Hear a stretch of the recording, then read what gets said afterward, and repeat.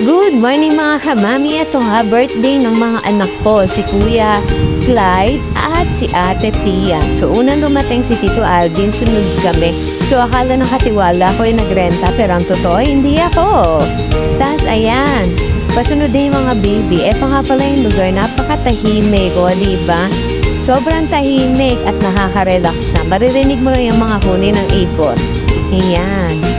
Tapos ito yung mga handa namin. Ang dami! Maraming salamat sa mga titos and titas na nag-ambagan.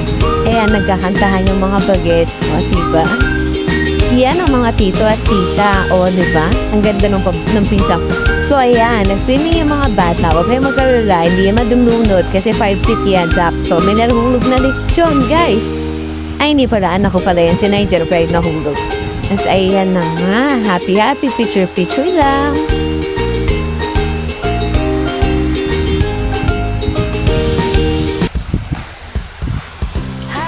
Tapos, eto na, kinakantahan na ng happy birthday si Ate Pia at saka si Kuya Clyde.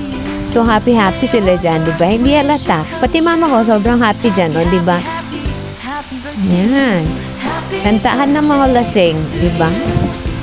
Pero hindi naman kami umiinom. Pero yung kanta namin panlasing. Charot. Tapos, ayan, nag-wish na si Ate Pia. So, si Ate Pia umuha pa ng mic. Si Kuya, sinaray din na lang niya wish niya. Last nanghihipa na nila ang candle na patay ni Ate P pati yung kay Kuya. Tapos inulit na lang ulit ni Kuya ni Tito Alvin para happy lang. So ayan.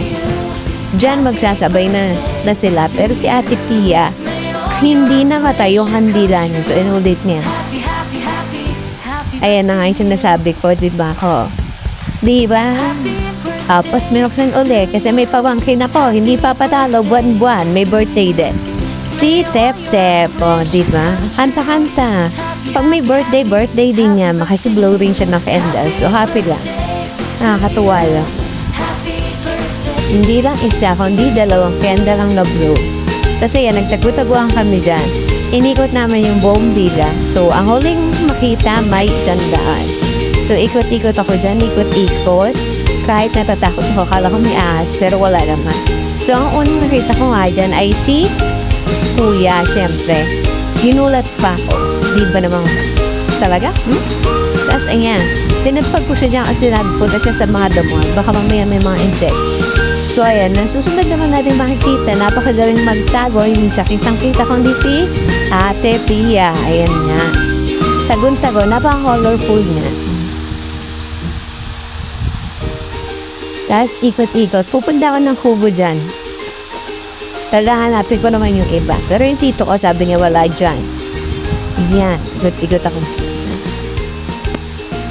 Si tito ko lang umiinom mag-isa. Ayan. Tapos, papunta na ako sa CR at saka sa kitchen. Kaya lang si Ate Pia may sugatan. Pinipigilan pa ako ni Kuya dyan. Huwag daw ako dyan magpunta. Ala daw dyan yung mga bata. Kasi pinagtatakpan niya yung kapatid niyang bunso. Gusto niya manalo. Pero hindi nangyari yon. May nahuli akong bata. Pamakan ni Reset at nahuli ko rin si Nigel. Galit na galit sila kay Kuya kasi akala nila sinumbong ni Kuya kung saan sila nagtatago. Pero totoo, hindi. Pinagtatakpan pa nga ni Kuya Clyde. Tapos ayan, ikutin natin ng parking lot. Baka nandiyan lang sila nagtatago. Pero wala. Ang galing nga dyan ni Tita Jen kasi deadma talaga siya. Kuya rin hindi alam mga nangyayari sa paligid. Ito naman, dalawang bata. Inanahan pa ako sa paghahanap. Tinakpan pa na nahuli ko yung pamakin ni Rizal. At huling nang nakita, may 100. So si Nigel, nag-swimming pa siya dyan. Hindi pa nakontento, kumain pa siya. Tapos kinambukasan, ayan, si Nigel na naman po ang unang-unang nag-swimming. Walang papagwalan talaga tong bata na ito. Diba, sulit naman sa kanya ang pag-swimming, sulit ng bayad. Hindi nakakahinayang. So, ayan, sinabayan po na siya dyan para happy. Kasi kahapon niya pa ako sinasabi, wow, mag-swimming ka naman. Ayan, sinamahan ko na siya. So, ito ulit, happy birthday kay Ate Pia at kay Kuya Clyde. Maraming salamat sa mga nag-ambagan.